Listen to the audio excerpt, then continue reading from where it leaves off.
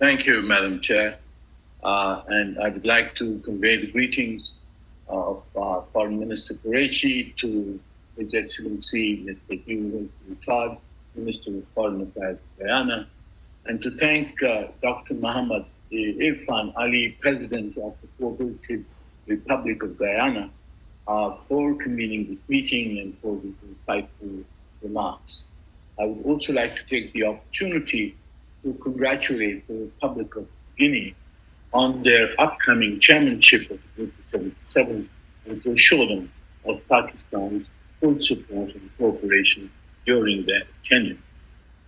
Excellencies, dear colleagues, the COVID pandemic has devastated the economies of many developing countries, and it has added to the multidimensional challenges that we were facing from the climate change and other endemic problems facing us.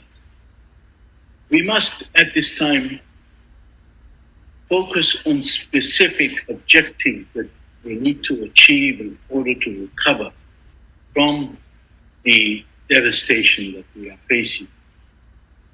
The Group of 77 unity is the key to success in achieving these objectives.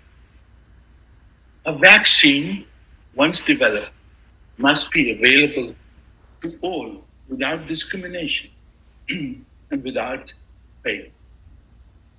But the critical requirement today is adequate finance to enable our economies to recover from it.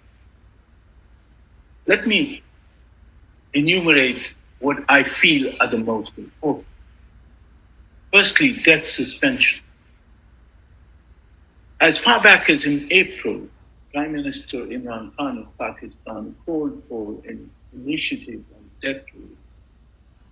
We believe that the debt suspension of the G20 should be extended until the period that we have recovered from the pandemic.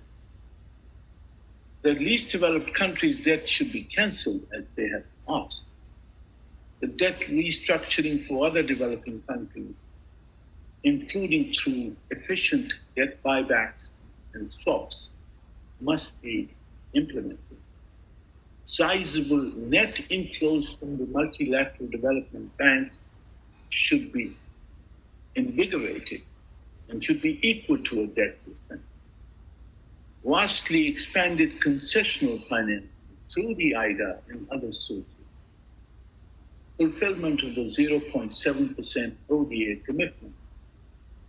Private sector participation in the debt suspension and relief, including the launching of the Global Liquidity and Financial Stability Facility that has been proposed by the Economic Commission for Africa. And finally, and most importantly, the issuance of new SDRs and the repurposing of existing and unutilized SDRs for developing countries.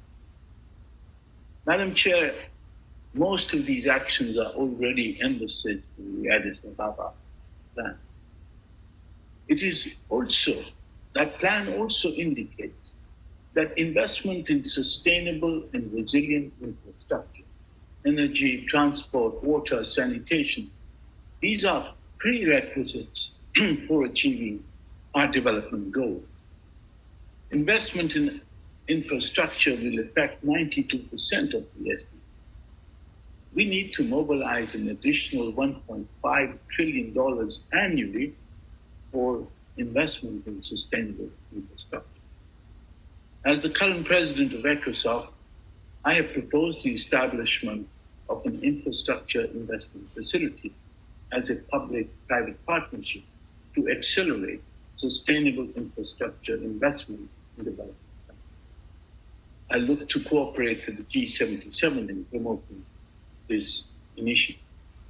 We must also address, Madam Chair, the structural inequalities in the world economy. We must ensure fair trade, creation of a UN mechanism for recovery and return of our stolen assets and illicit financial flows, forge a global consensus to address corporate tax avoidance, revise the investment treaties, the unequal investment treaties, in order to create a fair system of adjudicating investment disputes.